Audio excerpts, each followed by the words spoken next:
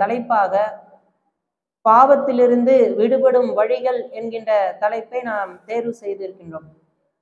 இந்த உலகத்திலே வாழக்கூடிய எல்லா மக்களுமே பாவம் செய்யக்கூடிய மக்களாகத்தான் இருக்கிறார்கள். அது யாராக இருந்தாலும் இரவிலும் பகலிலும் பாவம் செய்யக்கூடிய மனிதர்களாக இருப்பதாக அல்லாஹ்வுடைய தூதர் சொல்லி காட்டுகின்றார்கள். இந்த பாவம் எந்த அளவுக்கு மனிதர்களிடத்திலே இருக்கிறது என்று சொன்னால், மேட்டிலிருந்து பள்ளத்தை நோக்கி எப்படி தண்ணீர் வருமோ அதுபோல் ஒவ்வொருடைய மக்களிடத்திலும் இந்த பாவம் என்பது இருக்கக்கூடிய காட்சிகளை பார்க்கின்றோம். அப்ப இப்படி பாவம் செய்யக்கூடிய மக்கள் அந்த பாவத்திலே மூழ்கி விடாமல் அதிலிருந்து மீண்டு வர வேண்டும் என்பதை தான் இஸ்லாம் விரும்புகின்றது. இப்படி பாவம் செய்யக்கூடிய மனிதர்கள் 3 வகைகளாக இருக்கக்கூடியதை நாம் பார்க்கின்றோம். முதலாவது ஒரு வகை என்னவென்று சொன்னால், பாவத்திலேயே வீழ்ந்து அந்த பாவத்திலேயே மூழ்கி அது பாவம் என்று உணரப்படாத நிலைமைக்கு அவர்கள் பாவிகளாகவே மாறிவிடுவார்கள். இது முதலாவது வகை. இரண்டாவது வகையாக இருக்கக்கூடியவர்கள் பாவம் செய்வார்கள், அது பாவம் என்று உணர்த்தப்படும் அல்லது பாவம் என்று அறிந்து கொள்வார்கள், அதிலிருந்து விலகி விடுவார்கள். மூன்றாவதாக இருக்கக்கூடியவர்கள் எப்படிப்பட்டவர்கள் என்று சொன்னால், பாவத்தை செய்வார்கள், பாவம் என்று புரியும், பாவத்தை அவர்கள் உணர்வார்கள், ஆனால் அதிலிருந்து மீள முடியாமல் தவிப்பார்கள். பாவம் செய்வார்கள், தௌபா செய்வார்கள், மீண்டும் அந்த பாவத்திலே வீழ்வார்கள், மீண்டும் தௌபா செய்வார்கள், மீண்டும் பாவத்திலே விழுவார்கள். அப்ப இப்படி இருக்கக்கூடிய இந்த மனிதர்களுடைய நிலைமைதான் மிகவும் மோசமான ஒரு நிலைமையாக இருக்கிறது. அந்த மனிதர்கள் உள்ள ரீதியாக புழுங்குவார்கள், இறைவா இந்த தவறிலிருந்து விடுபட்டு விட முடியாதா, இந்த தவறை நான் இன்னமே செய்யாம இருக்க முடியாதா, இந்த தவறுல வீழாம இருக்கணும், இப்படி பாவம் செய்தால் மறுமையில் உன்னால் நம்ம தண்டிக்கப்படுவோமே என்று சொல்லி என்ன செய்வாங்க, மன ரீதியாக அவங்க பாதிக்கப்படுவாங்க. ஏன்னா 2 நிலையில இல்லை, இவங்க பாவம் செய்யக்கூடாதுன்னு நினைக்கிறாங்க, ஆனா செய்யாம இருக்க முடியல. அப்ப அப்படிப்பட்ட மனிதர்களுக்கு நம்முடைய மார்க்கம் பல்வேறு தரப்பட்ட வழிமுறைகளை சொல்லி காட்டுகின்றது. அந்த வழிமுறைகளைத்தான் இன்றைய பயானாக நாம் பார்க்க இருக்கிறோம். அப்ப அதுல முதலாவது வழிமுறை என்னவென்று சொன்னால், பாவம் செய்யாமல் இருப்பதற்கான முதலாவது வழிமுறை நம்ம எப்படி உணரணும்னா, நம்ம ஒரு முஸ்லீம் என்பதை உணர வேண்டும்.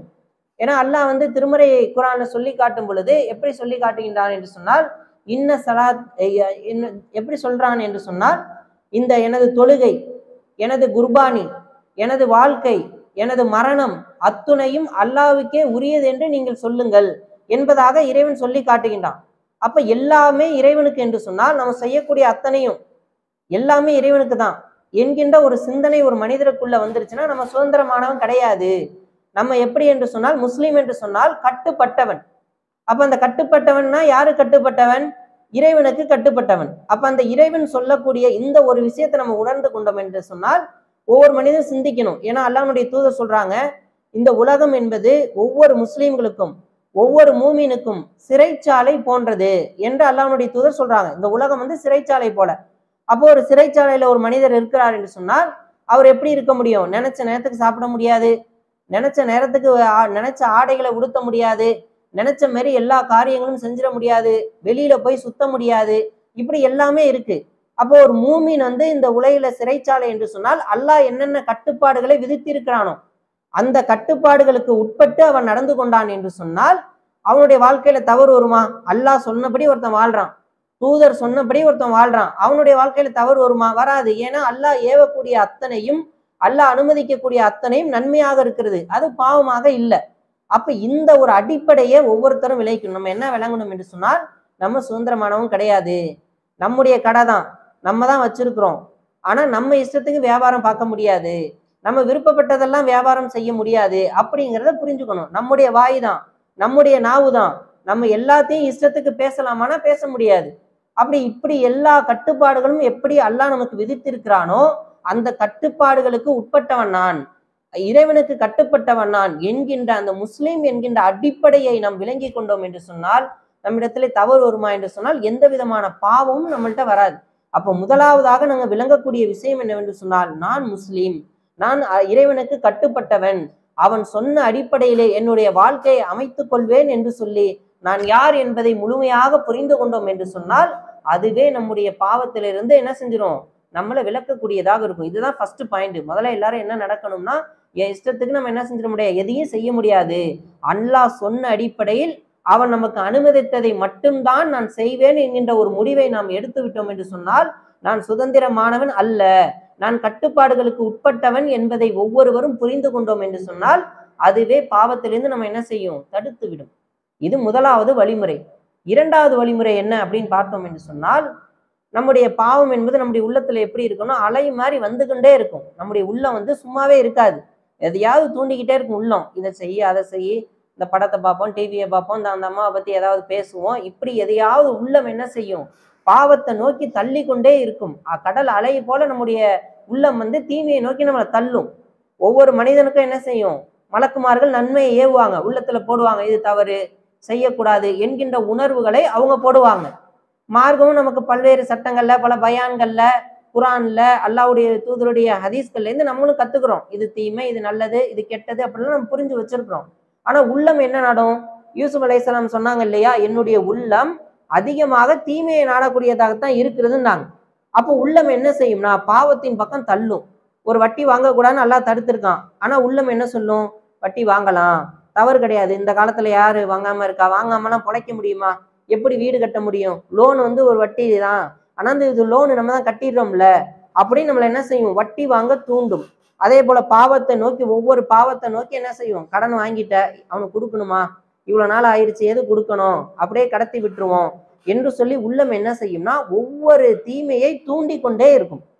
அப்ப அந்த நேரத்துல நம்ம எப்படி தடுக்கணும் என்று சொன்னால், ஆசையை போடணும். ஒரு சின்ன ஆசை வருது, உலகத்துல ஒரு வீடு கட்டணும்னு ஆசை வருது, வட்டிக்கு வாங்கினாதான் வீடு கட்ட முடியும் என்று சொன்னால் நம்ம என்ன செய்யணும்னா பெரிய ஆசையை காட்டி அந்த ஆசையை மட்டுப்படுத்தணும். உதாரணத்துக்கு சொன்னோம்னா, ஒரு சின்ன குழந்தை இருக்கு, அந்த குழந்தை ஐஸ்கிரீம் கேட்குது, அவங்களுடைய தாயார் கூட்டு போகும்போது ஐஸ்கிரீம் கேட்குது. அந்த தாயார் என்ன செய்யறாங்கன்னா, குழந்தைக்கு சளி பிடிச்சிருக்கு, இப்ப ஐஸ்கிரீம் வாங்கி கொடுத்தா ஜுரம் அதிகமாயிரும், சளி கூடிரும் அப்படின்னு அந்த பிள்ளைகிட்ட என்ன சொல்றாங்கன்னா, உனக்கு நான் ஐஸ்கிரீம் வாங்கி தரல, இதுக்கு பதிலாக ஒரு ரிமோட் கார் நான் உனக்கு வாங்கி தர்றேன், ஓகேவான்னு ஒரு ஒப்பந்தத்தை அந்த குழந்தைகிட்ட பேசுறாங்க. ஏன் பேசுறாங்க, அந்த ஐஸ்கிரீம் சாப்பிடணுங்கிறது ஒரு சின்ன ஆசை. ஆனா அந்த ஐஸ்கிரீமை சாப்பிட்டுட்டா அந்த குழந்தைக்கு உடல்நல பாதிக்கும். ஆனா அந்த அம்மா என்ன செய்யறாங்கன்னா, ஐஸ்கிரீமுக்கு பதிலாக உனக்கு ஒரு நாள் ரிமோட் கார் வாங்கி தரேன் என்று சொல்லி அந்த குழந்தைகிட்ட சொல்றாங்க.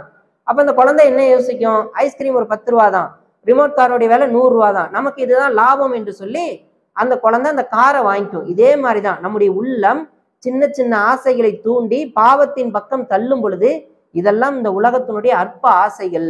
இந்த அற்ப ஆசைகளை நாம் பொறுத்து கொண்டோம் என்று சொன்னால் மறுமையில் பெரிய ஆசையாக இருக்கக்கூடிய அந்த சுவனத்தை அல்லாஹ் நமக்கு தருவான் அப்படின்னு நம்முடைய தவறு செய்ய தூண்டும் போதெல்லாம், நம்முடைய உள்ளம் தூண்டும் போது நமக்கு என்ன நினைப்பு வரணும், இந்த உலகம் என்பது, உலகத்தில் இருக்கக்கூடிய இன்பம் என்பது, உலகத்தினுடைய வாழ்க்கை வசதிகள் என்பது, உலகத்தினுடைய செல்வங்கள் என்பதெல்லாம் ஒரு அற்பமான விஷயம். இதை விட மிகப்பெரிய விஷயம் என்னவென்று சொன்னால், மறுமையில் நமக்கு கிடைக்கக்கூடிய வசதிகள், அங்கே கிடைக்கக்கூடிய கிஃப்ட்டுகள், அல்லாஹ்வுடைய திருப்தி, அவன் கொடுக்கக்கூடிய பரிசுகள், இதுதான் பெருசு என்று சொல்லி அந்த உள்ளத்தை நம்ம என்ன செய்யணும், அமைதிப்படுத்த வேண்டும். இதுக்கு ஒரு மிகச்சிறந்த உதாரணம் யார் அப்படின்னு பார்த்தா, ஃபிர்அவுனுடைய மனைவி ஆசியா அலைஹிஸ்ஸலாத்து வஸ்ஸலாம். அவங்க என்ன அல்லாஹ்ட்ட பிரார்த்தனை செய்தாங்கன்னா, இறைவா, இந்த உலகத்துல எனக்கு எந்த மாளிகையும் வேணாம், நீ இதற்கு பகரமாக மறுமையில் எனக்கு ஒரு மாளிகையை கொடு என்று சொல்லி இறைவனிடத்துல அவங்க பிரார்த்தனை செய்யறாங்க. ஏன் இந்த பிரார்த்தனை செய்யறாங்க, இந்த பிரார்த்தனையில ஆழமான அர்த்தம் இருக்கிறது. ஏன் இப்படி ஒரு பிரார்த்தனை அவங்க செய்யறாங்கன்னா, அவங்க எப்படி இந்த உலகத்துல வாழ்ந்தாங்க என்று சொன்னால், ஃபிர்அவுன் என்று சொல்லக்கூடிய ஒரு மன்னனுடைய மனைவியாக இருந்தாங்க, ஒரு மாளிகையில வசிக்கக்கூடியவராக இருந்தாங்க. அவங்களுடைய கூப்பிட்டார்கள் என்று சொன்னால் அவங்களுக்கு வேலை செய்யக்கூடிய 1000க்கும் மேற்பட்ட பணியாட்கள் இருந்தார்கள். வசதி வாய்ப்போட ஒரு மிகச்சிறந்த செல்வ செழிப்பான ஒரு ராணியாக அவங்களுடைய வாழ்க்கை இருந்துச்சு. ஆனா அவங்களுடைய வாழ்க்கை எப்படி மாறுது என்று கேட்டால், மூசா அலைஹிஸ்ஸலாத்து வஸ்ஸலாம் இஸ்லாத்தை சொன்னோன்னே அவங்க புரிஞ்சுக்கிட்டு வணக்கத்திற்குரிய இறைவன் அல்லாஹ்வை தவிர யாரும் இல்லை என்று சொல்லி மூசா அலைஹிஸ்ஸலாத்து வஸ்ஸலாம் அவர்களை தூதராக ஏற்றுக்கொள்றாங்க. இப்படி ஏற்றுக்கொண்ட பிறகு ஃபிர்அவுன் என்ன செய்யறான்னா, நான் தான் இறைவன் என்று சொல்லி கொண்டிருக்கிறேன், உயர்வான இறைவன் சொல்லிக்கிட்டு இருக்கிறேன், நீங்க எப்படி மூசாவுடைய இறைவனை ஏற்றுக்கொள்ள முடியும் என்று சொல்லி அவங்கள என்ன செய்யறாங்க, வெளியே அனுப்பிடுறான், அரண்மனையை விட்டு வெளியே அனுப்பிடுறான். அதற்கு பிறகு அந்த அம்மையார் பட்ட துன்பம் இருக்கிறதே மிகப்பெரிய துன்பம். பொதுவாகவே பெண்கள் எப்படின்னா, பெண்கள் கொஞ்சம் பகட்டாக வாழ நினைப்பார்கள். அல்லாஹ் பாதுகாத்தை தவறுகளை பெரும்பாலான பெண்கள் எப்படி யோசிப்பாங்க, வசதியா இருக்கணும், பகட்டோட வாழணும், எல்லாமே சிறப்பா இருக்கணும் அப்படின்னு நினைப்பாங்க.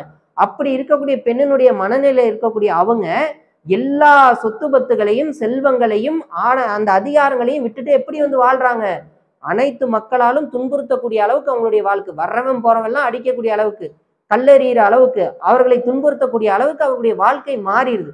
அவங்க என்ன பிரார்த்தனை செய்யறாங்க?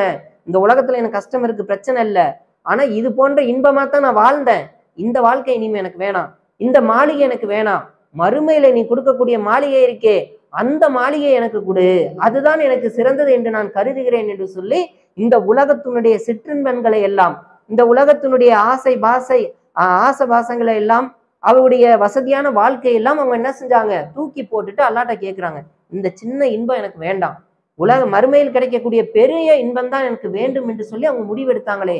இது போன்று நம்ம எல்லாரும் என்ன செய்யணும்? ஒரு முடிவை எடுக்க வேண்டும். தவறின் பக்கம் நம்ம செல்லும் பொழுதெல்லாம், பாவத்தின் பக்கம் நம்ம செல்லும் பொழுதுதான், இந்த பாவத்தை செஞ்சா என்ன கிடைக்க போகுது?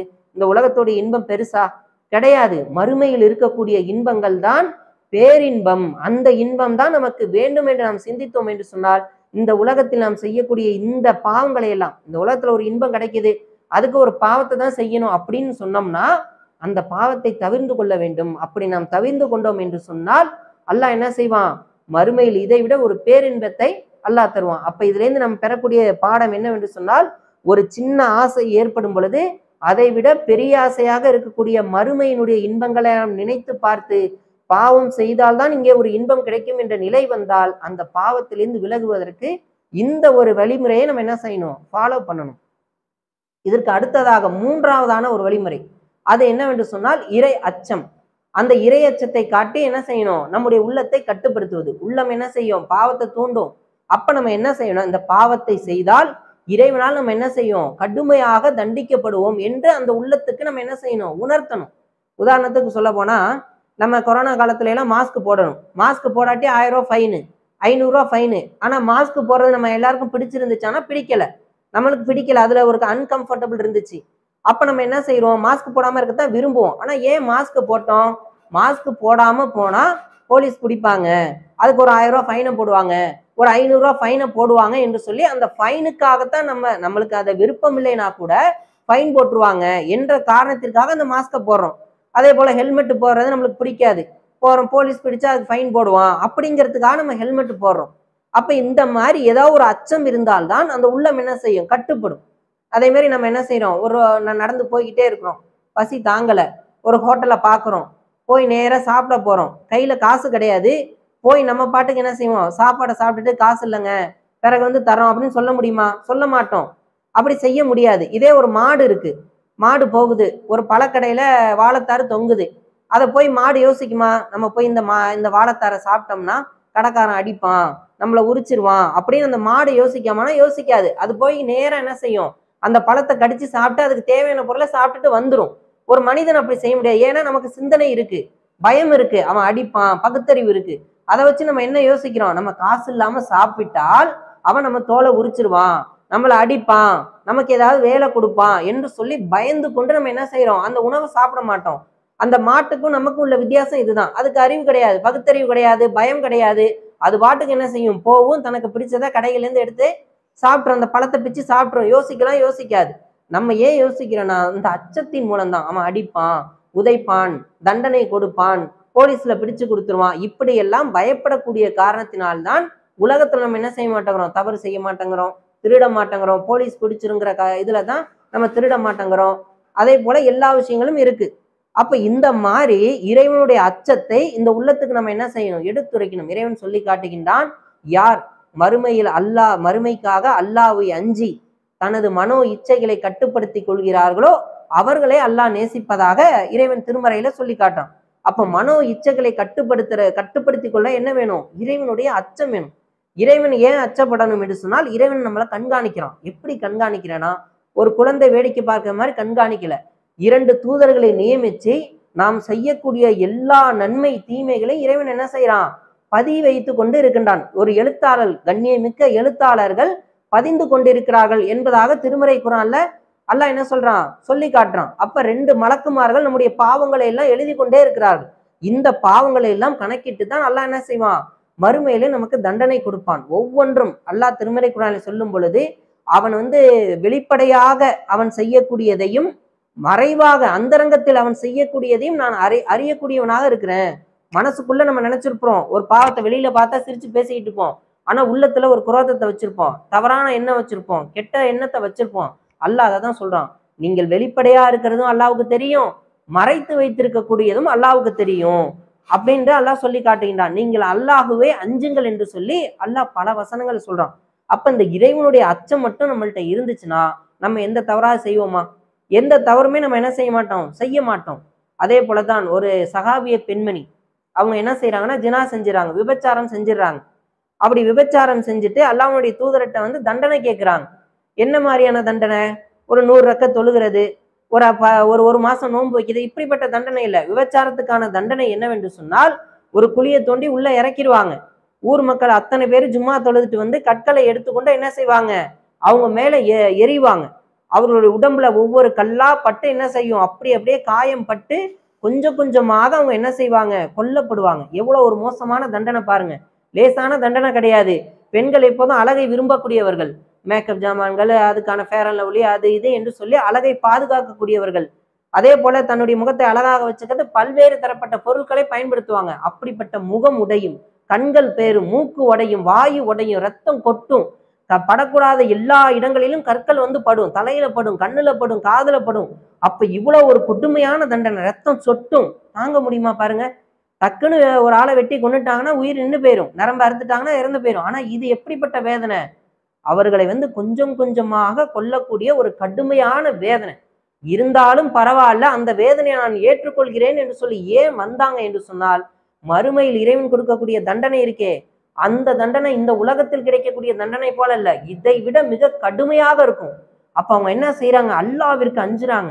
இந்த உலகத்தில் கிடைக்கக்கூடிய இந்த தண்டனையை விட இறைவன் கொடுக்கக்கூடிய தண்டனை கடுமையாக இருக்கும், அதற்கு இதுவே நமக்கு பெட்டர் என்று சொல்லி இந்த உலகத்திலே அவங்க என்ன செய்யறாங்க, பாவ மன்னிப்பை தேடி இந்த தண்டனையை அவர்கள் பெற்றுக் கொண்டுகிறார்கள் என்று சொன்னால் எவ்வளவு பெரிய ஒரு இரையச்சம் அவங்களுக்கு இருக்கும். சிந்தனை பண்ணி பாருங்க. அப்ப எப்பேற்பட்ட ஒரு இரையச்சம் அவங்களுக்கு, இப்படிப்பட்ட இரையச்சம் நம்ம வாழ்க்கையில இருக்குதா, நம்ம இடத்துல இருக்கிறத சிந்திச்சு பாருங்க. எவ்வளவு ஒரு பெரிய விஷயம் பாருங்க. அதை வந்து அவங்க என்ன செய்யறாங்க, தைரியமாக இந்த உலகத்துல வந்து வெளிப்படுத்துறாங்க. நான் தவறுதான் செஞ்சுட்டேன், அல்லாஹ் என்னை மன்னிக்கணும் என்று சொல்லி அல்லாஹ்வுடைய தூதரிடத்துல வந்து தவறை ஒப்புக்கொண்டு இந்த கடுமையான தண்டனையை பெற்றுக்கொள்கிறார் என்று சொன்னால் இறைவனுடைய அச்சத்தை தவிர வேறு எந்த காரணமும் என்ன செய்ய முடியாது, இதற்கு இருக்க முடியாது. அப்ப இந்த இறை அச்சம் என்பதை வைத்துத்தான் நம்முடைய உள்ளத்தை நாம் கட்டுப்படுத்த வேண்டும்.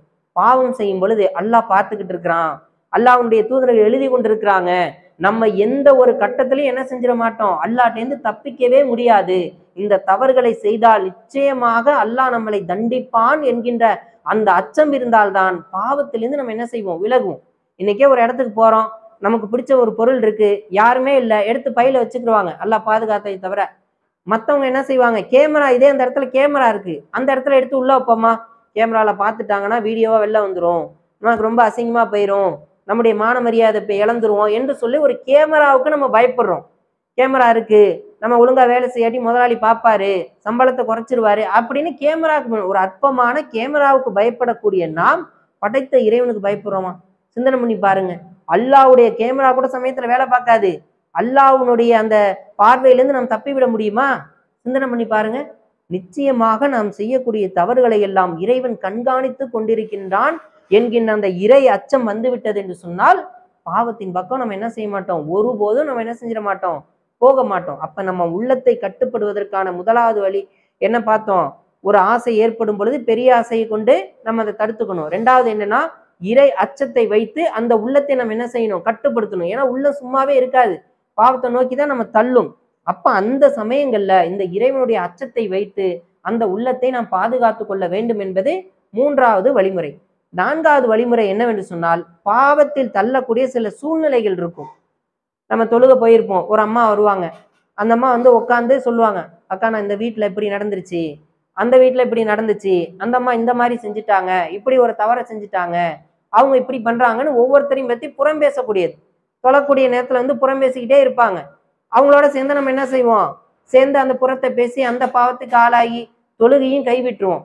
சில பேர் என்ன செய்வாங்க, டிவி பார்க்கக்கூடிய நேரத்தில் இந்த நாடகம் ஓடும், வாங்க போய் பார்க்கலாம்னு அழைச்சிட்டு போயிடுவாங்க, படத்துக்கு போவோம்னு அழைச்சிட்டு போயிடுவாங்க. இப்படி தவறின் பக்கம் என்ன செய்வாங்க, அழைச்சிட்டு போகக்கூடிய சூழல் வரும்.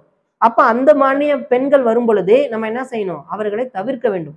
இதே மேல சூழ்நிலைகள் இருக்கும், அந்த சூழ்நிலைகள் வரும் பொழுதும் ஒரு தவறான பழக்க வழக்கத்தை உடையவங்க வருவாங்க, அதை நமக்கு ஏற்படுத்தக்கூடிய வாய்ப்பு இருக்கும். அதனால அப்படிப்பட்ட சூழல் வந்தா அப்படிப்பட்ட நபர்கள் வந்தா அந்த சூழலை நம்ம என்ன செய்யணும், நம்ம தவிர்க்க வேண்டும். உதாரணத்துக்கு சொல்ல போனா யூசுப் அலைஹிஸ்ஸலாத்து வஸ்ஸலாம் அவங்க என்ன செய்யறாங்க, ஒரு மந்திரியினுடைய வீட்டுல வளர்றாங்க. அந்த வீட்டினுடைய பெண்மணி தான், மந்திரியினுடைய மனைவி தான் வளர்க்கிறாங்க. இவர்கள் சின்ன பிள்ளையில இருந்து வளர்த்து வர்றாங்க. இவரு வளர்ந்து வந்துட்டாரு, வாலிப பருவத்தை அடைஞ்சிட்டாரு. அவருடைய அழகு எப்படி இருக்கும் என்று அல்லாஹ்வுடைய தூதர் சொல்லும் பொழுது, இந்த உலகத்தினுடைய அழகுல பாதி அழகு அவங்களுக்கு இருக்குமா. அவ்வளவு அழகான மனிதனா யூசுப் அலைஹிஸ்ஸலாத்து வஸ்ஸலாம். வளர்ந்த பிறகு அந்த அந்த பெண்மணியுடைய உள்ளத்துல என்ன செய்யணும், ஒரு தவறான எண்ணம் ஏற்படுது. அவங்க என்ன நினைக்கிறாங்க என்று சொன்னால், யூசுஃபை அடைந்து கொள்ளலாம், திருமணம் செய்யாம அடைந்து கொள்ளலாம் என்று சொல்லி அவங்க இவங்க மேல ஆசைப்படுறாங்க. அந்த தவறின் பக்கம் யூசுப் நபியை அழைக்கிறாங்க. அப்படி அழைக்கும் பொழுது யூசுப் நபி என்ன செய்யறாங்க, மறுக்கிறாங்க. இது பல கட்டங்கள்ல இருக்கும் பொழுது ஒரு நாள் என்ன செய்யறாங்கன்னா, ஒரு அறைக்குள்ள அவங்கள அடைத்து யூசுப் நபிட்ட தவறாக நடக்க அவங்க என்ன செய்யறாங்க, முற்படுறாங்க. அப்ப யூசுப் நபி என்ன செய்யறாங்க, அவருடைய உள்ளமும் அந்த இடத்துல தடுமாறுது. அப்ப இருக்கக்கூடிய நேரத்துல இறைவன் என்ன செய்யறான்னா, யூசுப் நபிக்கு ஒரு எச்சரிக்கை இறக்குறான். அந்த எச்சரிக்கையை பார்த்துட்டு அவங்க என்ன செய்யறாங்க, அந்த தவறிலிருந்து விலகி வர்றாங்க. விலகி வரும் பொழுது அவருடைய சட்டை பிடிச்சு அவங்க இழுக்கிறாங்க. அவரோட அங்க என்ன செய்யறாங்க, ஒரு சின்ன போராட்டம் நடக்குது. அந்த போராட்டத்துல இருந்து அவங்க தப்பி வெளியில வர்றாங்க. அவருடைய கணவரும் அவங்களுடைய உறவினர் 2 பேரும் வர்றாங்க. வந்தோடனே இவங்க என்ன செய்யறாங்கன்னா, யூசுப் எப்படி தவறா நடந்துகிட்டார் பாருங்க, இவரை வளர்த்ததுக்கு இவர் செய்யற காரியத்தை நீங்க பாருங்க என்று சொல்லி அவரை மாட்டி விட்டுட்டாங்க. அப்ப அவங்க உறவினர் சொல்றாங்க, யூசுஃபினுடைய சட்டை முன்பக்கம் கிழிந்திருந்தா அவர் தவறு செஞ்சிருக்காரு, பின்பக்கம் கிழிஞ்சிருந்தா அந்த அம்மா தவறு செஞ்சிருக்காங்க என்று சொல்லி விசாரிக்கிறாங்க. அப்படி விசாரிக்கும் பொழுது எப்படி இருக்குன்னா, அவருடைய சட்டை பின்புறம் கிழிந்திருக்கிறது. அப்ப இந்த அம்மா தான் தவறு செஞ்சிருக்காங்க அப்படிங்கிறது தெரிஞ்சு போச்சு. தெரிஞ்சோன்னா அவங்க என்ன செய்யறாங்க, மந்திரியினுடைய மனைவி இல்லையா, அதனால என்ன செய்யறாங்க, விட்டுட்டாங்க. எந்த விசாரணையும் இல்ல, எந்த தண்டனையில விட்டுட்டாங்க. அவங்க வீட்டிலே தான் யூசுப் நபி இருக்காங்க. இப்படி இருக்கும் பொழுது அவங்க என்ன செய்யறாங்க என்று சொன்னால், மீண்டும் யூசுப் நபிட்ட வந்து அவங்க பேசுறாங்க. நீ என்னுடைய ஆசைக்கு இணங்கினாய் என்று சொன்னால் இங்க வந்து நீ வசதி வாய்ப்போடு இருக்கலாம், அப்படி இல்லாட்டி நீ சிறைக்கு செல்ல வேண்டியது இருக்கும் என்று சொல்லி யூசுப் நபியை மிரட்டுறாங்க.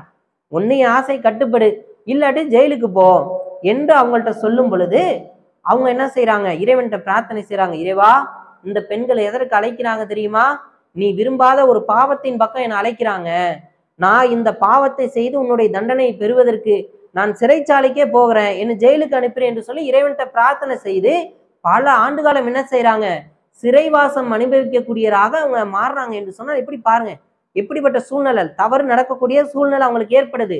அந்த சூழ்நிலை அந்த வீட்டுல இருக்கு. இந்த சூழ்நிலையில நம்ம இருந்தோம்னா தவறின் பக்கம் நம்ம போயிருவோம், அதனால ஜெயிலுக்கு போனாலும் பரவாயில்ல, இந்த ஒரு இடத்துல நம்ம இருந்துட கூடாது என்று சொல்லி அவங்க என்ன செய்யறாங்க, இறைவன்கிட்ட பிரார்த்தனை செய்து விட்டு ஜெயிலுக்கு போறாங்க என்று சொன்னால் எப்பேற்பட்ட ஒரு உள்ளம் பாருங்க, சிந்தனை பண்ணி பாருங்க.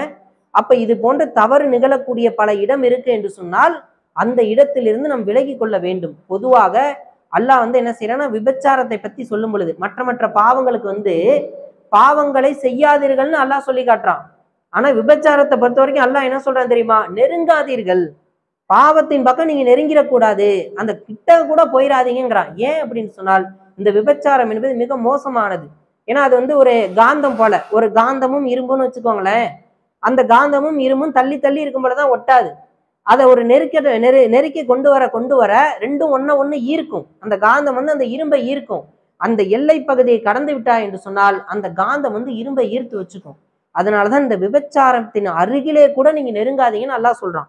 அப்ப இன்னைக்கு இருக்கக்கூடிய விபச்சாரங்கள்லாம் எப்படி இருக்கு, சினிமாக்கள் மூலம், போன்கள் மூலம் தன்னுடைய உறவினர்கள் அல்லாஹ் தடுத்திருக்கான். சில உறவுகள்கிட்ட இப்படித்தான் நடந்து கொள்ளணும், மகரமானவர்களை தவிர மற்றவங்கள்ட்ட எப்படி நடந்து கொள்ளணுமோ அந்த சட்டங்களை அல்லாஹ் வகுத்திருக்கான். ஒரு ஆணும் பெண்ணும் எப்படி நடந்து கொள்ளணும் என்று பல சட்டத்திட்டங்களை வகுத்திருக்கிறான். ஆனா நம்முடைய அந்த சட்டத்திட்டங்களை எல்லாம் பேணுறோமா, சிந்தனை பண்ணி பாருங்க. அதை நம்ம பேணுறதே கிடையாது. போன்ல அந்நிய ஆண்களோட பேசக்கூடிய காட்சிகளை பார்க்கிறோம், அவர்களோட சிரிச்சு பேசக்கூடிய காட்சிகளை பார்க்கிறோம், போன்கள்ல உரையாடக்கூடிய காட்சிகளை பார்க்கிறோம். இன்னைக்கு இருக்கக்கூடிய கல்லூரி படிக்கக்கூடிய பல பெண்கள் கல்லூரி பாடங்கள் படிப்பதை விட காதல் பாடங்கள் படிப்பதை தான் இருக்கணும். நம்ம சும்மா சொல்லல, அங்க இருக்கக்கூடிய சில ஆய்வுகளுக்காக சில பிரச்சனைகளுக்காக நம்ம கல்லூரியில வந்து அந்த பெண்கள்கிட்ட பேசுறோம், விசாரிக்கிறோம். விசாரிக்கும் பொழுது அந்த பெண்கள் பேசிக்கக்கூடிய செய்திகளை எல்லாம் நாம் பார்த்தோம் என்று சொன்னால் அந்த செய்திகள் எல்லாம் காதலை பற்றி, பிற ஆண்களோடு, மாற்று மத ஆண்களோடும் பேசுகிறார்கள், நம்முடைய சமுதாயத்தை சேர்ந்தவர்களோடும் பேசுகிறார்கள். இதெல்லாம் அல்லாஹ் தடை விதித்திருக்கக்கூடிய விஷயம். ஒரு அந்நிய ஆணோடு ஒரு அந்நிய பெண் பேசக்கூடாது, விலகி இருக்கணும். ஆனா அதை எல்லாம் மறந்து விட்டு சினிமாக்களை பார்த்து கெட்டு குட்டிச்சோராக போய் இந்த விபச்சாரத்தை, சின்ன சின்ன விபச்சாரம், பார்வை செய்யக்கூடிய விபச்சாரம், பேச்சில் இருக்கக்கூடிய ஆபாசமான பேச்சுக்கள், அதுவும் விபச்சாரம், அல்லாஹ் தடுத்த இதையெல்லாம் செய்யக்கூடியவர்களாக நம்ம இருக்கிறோம். ஒரு ஆணும் பெண்ணும் தனித்திருந்தால் மூன்றாவதாக ஷைத்தான் இருப்பதாக அல்லாஹ்வுடைய தூதர் சொல்லி காட்டுறாங்க. அப்ப இந்த மாதிரியான இடங்கள்ல இருந்து தவறு நிகழக்கூடிய சூழல்களை நம்ம விலகி இருக்கணுமா இல்லையா? அப்ப அதுதான் நான்காவது பாடம். நான்காவது பாடம் என்னன்னா, தவறு நிகழக்கூடிய அந்த இடம் இருந்தால் அந்த இடத்திலிருந்து விலகி கொள்ள வேண்டும். தவறை நமக்கு பழக்கப்படுத்தக்கூடிய நண்பர்கள் இருந்தால் அவர்களிடத்திலிருந்து விலகி வாழ வேண்டும். இதுதான் தவறு நடக்கக்கூடிய சூழல்களிலிருந்து விலகுவது. யூசுப் நபி என்ன செஞ்சாங்க? அப்படிதான் விளங்குனாங்க.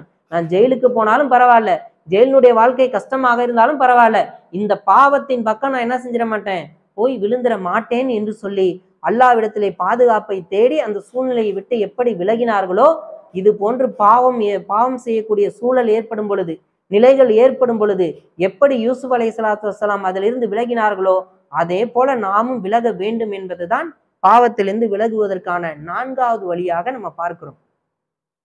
அடுத்ததாக ஐந்தாவது ஒரு வழி என்னவென்று சொன்னால், நமக்கு ஏற்படுத்தப்பட்டிருக்கக்கூடிய இந்த நோன்பு வரக்கூடிய இன்னும் ஒரு 3-4 மாதத்துல வரப்போகுது. அந்த நோன்பு என்ன செய்யும்? நோன்பு பற்றி அல்லாஹ் சொல்லும் பொழுது, முன்னிருந்த சமுதாயத்திற்கு எப்படி நாம் கடமையாக்கினோமோ அதோ போல உங்களுக்கும் கடமையாக்கி இருக்கிறோம். எதற்காக என்று சொன்னால், நீங்கள் இறை அச்சம் உடையவர்களாக மாறுவதற்காக. ஏன்னா நோன்புடைய காலத்துல எவ்வளவு ஒரு உயர்வான காஸ்ட்லியான உணவுப் பொருள் இருந்தாலும் சாப்பிட மாட்டோம், நம்ம பருக மாட்டோம். ஏன்? என்னுடைய காசு தான், என்னுடைய சாப்பாடு தான், என்னுடைய சம்பாத்தியத்துல வாங்கினதுதான், இருந்தாலும் இந்த நேரத்தில் உண்பதற்கு இறைவன் தடை செய்திருக்கிறான், அதனால் சாப்பிட மாட்டோம் என்று சொல்லி இறைவனை அஞ்சியவர்களாக நம்ம அந்த முடிவை இருக்கிறோம். வீட்டுல யாருமே இருக்க மாட்டாங்க, நல்ல ஒரு பிரியாணியா இருக்கும், சாப்பிட்றோமா? சாப்பிட மாட்டோம். ஏன்? அல்லாஹ் பார்த்துக்கிட்டு இருக்கான்.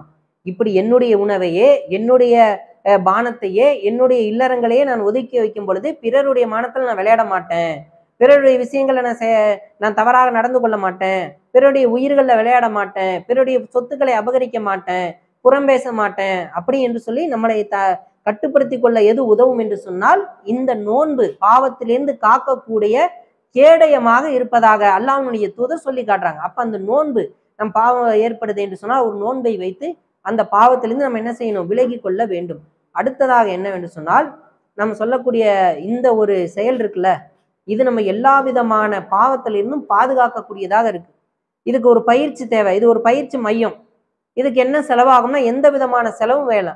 இதற்கான என்ன நம்மளுக்கு இந்த பயிற்சியில சேரத்துக்கு தகுதி வேணும்னா, பாவத்திலிருந்து நாம் விலக வேண்டும் என்கின்ற ஒரே ஒரு தகுதி இருந்தா போதும், அந்த உள்ளம் இருந்தா போதும், இந்த பயிற்சியில சேரலாம். அந்த பயிற்சி என்னவென்று சொன்னால், நம்முடைய தொழுகை தான் அந்த பயிற்சி. ஏன் என்று சொன்னால், தொழுக தொழுக தொழுக என்ன செய்யும்? நம்முடைய உள்ளம் மாறும். உதாரணத்துக்கு சொல்ல போனா, ஒரு நாய் இருக்கு, சாதாரண நாய். அந்த நாயை ஒருத்தர் கொண்டு போய் பழக்கப்படுத்துறாரு. பழக்கப்படுத்தி ஒரு பொருளை எப்படி வேட்டையாடணும் கற்றுக் கொடுக்குறாரு. கற்றுக் கொடுத்தா அந்த நாய் என்ன செய்யுது? வேட்டையாடி அந்த பொருளை எடுத்துட்டு தன்னுடைய எஜமானன்ட்ட கொடுக்குது. ஏன் கொடுக்குது? நாயினுடைய இயல்பான குணம் என்ன? ஒரு கோழியை நாய் என்ன செய்யும்? விரட்டி பிடிச்சி அதை திங்க தான் பார்க்கும். அப்ப அதோடைய உணவை வேட்டையாடி நாய் சாப்பிட்டதான் அதோடைய இயல்பான குணம். ஆனா பயிற்சி கொடுக்க கொடுக்க அந்த நாய் என்ன செய்யுதுன்னா, அந்த பயிற்சியை பெற்றுக்கொண்டு தன்னை வளர்த்த அந்த எஜமானனுக்கு விசுவாசமாக இருக்க வேண்டும் என்கின்ற அந்த நோக்கத்தோடு வேட்டையாடிய பொருளை கொண்டாந்து சாப்பிடாம தன்னுடைய எஜமானன் கையில் அது ஒப்படைக்குதுன்னா இதுக்கு என்ன காரணம்? பயிற்சி. அதே போலதான் நம்ம சொல்லக்கூடிய இந்த தொழுகை என்பது ஒரு மிக முக்கியமான ஒரு பயிற்சி. இந்த தொழுகை பயிற்சியை நாம் எடுத்தோம் என்று சொன்னால் பாவத்திலிருந்து நம்ம என்ன செய்வோம்? விலகிடுவோம். ஏன்னா தொழுகை உங்களை வெட்கக்கேடான மானக்கேடான விஷயங்களிலிருந்து பாதுகாக்கும் என்பதாக இறைவன் திருமறை குர்ஆனிலே சொல்லி காட்டுகின்றான். அல்லாஹ்வுடைய தூதர் என்ன செய்யறாங்க? பல இடங்கள்ல சொல்லி காட்டுறாங்க. அப்ப நம்முடைய தொழுகையில போய் நிற்கும் பொழுது என்ன செய்யறோம்னா, ஒரு இமாமை ஃபாலோ பண்றோம். அந்த இமாமை என்ன செய்யறாங்களோ அதை அப்படியே நம்ம ஃபாலோ பண்றோம். அவங்க தக்பீர் சொன்னா தக்பீர் சொல்றோம், ருக்குவுக்கு போக சொன்னா ருக்குவுக்கு போறோம், சுஜூதுக்கு போக சொன்னா சுஜூதுக்கு போக சொல்றோம். இப்படியே அவர்கள் என்ன செய்யறாங்களோ அந்த இமாம் செய்வது அப்படியே அவர்களுக்கு கட்டுப்பட்டவர்களாக அந்த தொழுகையை முறையாக சரியாக நாம் ஃபாலோ பண்ணோம் என்று சொன்னால் அந்த தொழுகை என்ன செய்யும்? நம்முடைய உள்ளத்துல மிகப்பெரிய ஒரு மாற்றத்தை ஏற்படுத்தும். எப்படி இந்த நாய்க்கு பயிற்சி அளித்து அளித்து ஒரு 5 அறிவு தான், அதுக்கு நம்மள மாதிரி 6 அறிவு கிடையாது, சிந்திக்கிற ஆற்றல் கிடையாது. ஆனா எஜமானனுக்காக அந்த 5 அறிவு கொண்ட அந்த பிராணியே மாறுகிறது என்று சொன்னால் அல்லாஹ் எவ்வளவு நமக்கு செஞ்சிருக்கிறான், எவ்வளவு விஷயங்கள் நம்ம கொடுத்திருக்கிறான். அதை சிந்தனை செய்து பார்த்து அந்த தொழுகை என்கின்ற வணக்கத்தை, அந்த பயிற்சியை முறையாக சரியாக தொழுகையில நின்றுட்டோம்னா கவனம் சிதறக்கூடாது. இன்னைக்கு நம்ம தொழுகக்கூடிய தொழுகையெல்லாம் ஒரு ஒரு கவன ஈர்ப்போட நம்ம தொழுகிறது இல்லை. எல்லாரும் அவங்களுடைய மனசாட்சியை தொட்டு கேள்வி கேட்டு பாருங்க, சரியான முறையான தொழுகையே கிடையாது. தொழுகையை முறையாக நம்ம சரியா செஞ்சுட்டோம்னாலே நம்மள்ட்ட தவறு வருமானம் வராது. ஏன்னா அல்லாஹ் வாக்குறுதி அளிக்கிறான், உங்களுடைய தொழுகை வெட்கக்கேடானதை விட்டும் மானக்கேடானதை விட்டும் உங்களை தடுக்கிறது என்பதாக இறைவன் சொல்லி காட்டுறான்னா அது நம்முடைய வாழ்க்கையில வரணுமே. நம்மளும் தொழுகிறோம்னு சொல்றோம், 5 வேளை நான் கரெக்டா தொழுதுறேங்க, ஜும்மா தொழுதுறேங்க, வித்ரு தொழுதுறேன், தஹஜ்ஜத் தொழுதுறேன் என்று சொல்றோம். ஆனா மாற்றம் வந்திருக்கு. ஆனா மாற்றம் வரல. ஏன் வரல? நாம் எடுக்கக்கூடிய அந்த பயிற்சி சரியா இல்லை, அந்த தொழுகை சரியா இல்லை, சொல்லக்கூடியதையெல்லாம் கரெக்டாக நம்ம சொல்றது இல்லை. தக்பீர் கட்டுறோம், அப்பதான் நமக்கு நினைப்பு வருது, கேஸ் ஆஃப் பண்ணோமா ஆஃப் பண்ணலையா, காய்கறி காசு கொடுத்தோமா இல்லையா, கரண்ட் பில்லு கட்டிட்டோமா இல்லையா, இப்படி பல ஞாபகங்கள் நம்முடைய உள்ளத்துல என்ன செய்யுது, சிந்தனையில இருந்து கொண்டே இருக்கின்றது. அப்ப இதையெல்லாம் சிந்தனை செய்து பார்த்து தொழுகை என்ற அந்த பயிற்சியை நாம் முறையாக செய்தோம் என்று சொன்னால் நம்ம என்ன செய்யலாம், பாவங்கள் இருந்து நம்ம விடுபட்டுறலாம். இறுதியாக இன்னொரு வழிமுறை என்னவென்று சொன்னால் இறைவனுடைய நினைவு. யார் இறை நினைவோடு இருக்கிறார்களோ அவங்க என்ன செய்ய மாட்டாங்க, பாவத்தின் பக்கம் இருக்க மாட்டாங்க. அல்லாஹு அக்பர், அஸ்தக்ஃபிருல்லா, அல்லாஹு அக்பர், அல்ஹம்துலில்லா இப்படி சொல்லிக்கிட்டே இருக்காங்க. சுபான் அல்லா சொல்றாங்க, அல்ஹம்துல்லா சொல்றாங்க, அல்லாஹு அக்பர் சொல்றாங்க. இதே போல லா இலாஹ இல்லா அன்த சுப்ஹானக இன்னி குன்து மினல் ஆலிமீன். இதே போன்று பல்வேறு தரப்பட்ட திக்ருகள் இருக்கு இல்லையா, அந்த திக்ருகளோட ஒருத்தவங்க இருக்கிறாங்க, இறை நினைவோட ஒருத்தவங்க இருக்கிறாங்கன்னா பாவம் வருமா? புறம் பேசிக்கிட்டே இருக்காங்க, அவங்க திக்ரு செஞ்சுக்கிட்டு இருந்தாங்கன்னா புறம் பேசுவாங்களா? புறம் பேச மாட்டாங்க. டிவி பாக்குறாங்க, திக்ரு எடுக்கக்கூடிய நேரத்துல டிவி பார்ப்பாங்களா? பார்க்க மாட்டாங்க. அப்ப இந்த இறை நினைவை தான் மழுங்கடிப்பான். சைத்தானுடைய வேலை என்னன்னா, அல்லாஹ்வை பற்றிய சிந்தனையை நம்மள்ட்ட இருந்து எடுத்துட்டானா பாவத்துல ஈஸியா விழுந்துருவோம். அவன் அதைத்தான் செய்வான். நம்ம அப்படி செஞ்சிடக்கூடாது. ஏதாவது ஒரு பாவம் நம்மள்ட்ட வர மாதிரி இருந்தா அவுது பில்லாஹி மினஷ் ஷைத்தானிர் ரஜீம், இறைவனை நினைவு கூறோம், உடனே என்ன செய்வோம், அந்த பாவத்துல இருந்து நம்ம விலகிரும். இது அல்லாஹ் சொல்லக்கூடிய கோபம் வருது, கோபம் வரக்கூடிய இடத்துல நீங்க என்ன செய்யணும், அவுது பில்லாஹி மினஷ் ஷைத்தானிர் ரஜீம் சொல்றோம். அப்ப இதே போன்ற கனவுகள்ல கெட்ட கனவுகள் வரும் பொழுது இப்படி எல்லா இடங்கள்லையும், ஒரு பாத்ரூம் போகும்போது கூட அல்லாஹ் ஏன் ஒரு துவா சொல்லி கொடுக்குறான், அங்க இருக்கக்கூடிய சைத்தாங்க நம்ம வெளியெடுத்துடக்கூடாது, அந்த இடத்துல நம்ம எதுவும் தவறு செஞ்சிடக்கூடாதுன்னா பாத்ரூம்குள்ள போகும்போது அல்லாஹ்வை நினைவூட்டுறோம், வெளியில வரும் பொழுது பாவ மன்னிப்பு தேடுறோம். இதையெல்லாம் அல்லாஹ்வை நினைவூட்டக்கூடிய விஷயங்களாக இந்த எது இருக்கு என்று சொன்னால் அல்லாஹ்வுடைய திக்ருகள், அல்லாஹ்வை நினைவு கூறக்கூடிய அந்த விஷயங்கள். இதுல நம்ம கவனமா இருக்கணும். மேலும் அல்லாஹ்வுடைய தூதர் சொல்றாங்க, யாரு திக்ருகளோடு இருக்கிறார்களோ, அல்லாஹ்வை நினைவு கொண்டு இருக்கிறார்களோ அவர்களோடு மலக்குமார்கள் இருக்கிறார்கள் என்று சொல்லி என்ன செய்யறாங்க, அல்லாஹ்வுடைய தூதர் ஊக்கப்படுத்துறாங்க. அப்ப எல்லா நேரங்களிலும் அல்லாஹ்வை நினைத்து கொண்டே இருந்தோம் என்று சொன்னால், அவனை திக்ருகள் செய்து கொண்டே இருந்தோம் என்று சொன்னால் பாவம் நம்மள்ட்ட வருமா? வரவே வராது. ஏன்னா அல்லாஹ்வுடைய திக்ருவும் பாவம் எதிரெதிர் திசைகள், ரெண்டும் ஒண்ணு சேரவே சேராது, ரெண்டு தண்டவாளங்கள் மாறி. அப்ப இந்த இறை நினைவு என்பது நம்மள்ட்ட என்ன செய்யணும், இருந்து கொண்டே இருக்கணும். கண்டினியூ பண்ணுங்க. எவ்வளவு நேரம் பேசலாமா? என்ன போதுமா? சரி. அப்ப இதுல நம்ம என்ன செய்யணும்னா கவனமாக இருக்கணும். ஏன்னா இந்த திக்ருகள் என்பது நமக்கு ஏற்படக்கூடிய எல்லா விஷயங்களிலிருந்தும், பாவம் செய்வதிலிருந்து நம்மளை என்ன செய்யும், பாதுகாக்கும். ரொம்ப முக்கியமான விஷயமாக இந்த திக்ருகள் இருக்கிறது என்பதை நம்ம பார்க்கிறோம். இந்த உலகத்துல இன்னைக்கு பல பேர் என்ன செய்யறாங்க, மன அழுத்தத்துக்கு ஆட்பட்டுருக்காங்க. ஏன் அப்படின்னு சொன்னாக்க, நினைச்ச வாழ்க்கை கிடைக்கல, நினைச்ச மாதிரி எல்லாம் அமையல அப்படின்னு சொல்லி அந்த டிப்ரெஷன்லேயே என்ன செய்யறாங்க, பல பேர் தவறு செய்யறாங்க. வட்டியில போய் விழுகிறாங்க, ஃபைனான்ஸ்ல போய் விழுகிறாங்க. எல்லா தவறுகளுக்கும் காரணமாக இது இருக்கு, மன அழுத்தம். இந்த மன அழுத்தத்தை, இந்த டிப்ரெஷனை விளக்கக்கூடியதாக எது இருக்கு, இந்த விஷயம் தான், இந்த திக்ருகள் தான் இருக்குது. ஏன்னா ஃபாத்திமா ரலியல்லாஹு அன்ஹு அவங்க என்ன செய்யறாங்க என்று சொன்னால், அவங்களுடைய கைகள்லாம் பழுத்து போகுது. திருவையில மாவு அரைச்சு இன்னைக்கு மாதிரி கிரைண்டரு, மிக்சி, மாவு மில்கள்லாம் இன்னைக்கு கிடையாது. கையில அந்த திருகை என்று சொல்லி ஒரு பொருள் இருக்கும், அதுலதான் எல்லாத்தையும் அரைக்க வேண்டியதா இருக்கும். அப்ப கைகள்லாம் காப்பு காய்ச்சி போயிருது, அப்படியே பழுத்து போயிருது, கை கடுமையான வலியா இருக்கு. அப்ப அவங்களுடைய கணவர்கிட்ட போய் சொல்லும் பொழுது அலி ரலியல்லாஹு அன்ஹு என்ன சொல்றாங்கன்னா, அவங்க அத்தாட்ட போய் நீங்க கேளுங்க, இப்போ ஒரு போர் நடந்து முடிஞ்சு அதுல இருந்து நிறைய அடிமைகள்ல கொண்டு வந்திருக்கிறாங்க, நீங்க உங்க அத்தாட்ட போய் சொன்னீங்கன்னா அதுல இருந்து ஒரு அடிமையை உங்களுக்கு கொடுப்பாங்க, உங்களுக்கு யூஸ்ஃபுல்லா இருக்கும், போய் கேளுங்கன்னு சொல்றாங்க. அப்ப ஃபாத்திமா ரலியல்லாஹு அன்ஹா தன் தந்தையாக இருக்கக்கூடிய நபிகள் நாயகம் ஸல்லல்லாஹு அலைஹி வஸல்லம் அவர்களை பார்க்க வர்றாங்க. வந்தா வீட்டுல அவங்க இல்ல. அப்ப ஆயிஷா ரலியல்லாஹு அன்ஹா நடந்தக்கூடிய சம்பவத்தெல்லாம் சொல்லிட்டு போறாங்க.